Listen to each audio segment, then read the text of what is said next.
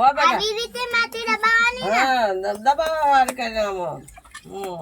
કિસ્મત ગાર થઈ ગઈ કોવા સાક્ષી ચલી રહી છે સાક્ષી હવે થોડીક જ રહી તો ખાડા પુલ લે હારું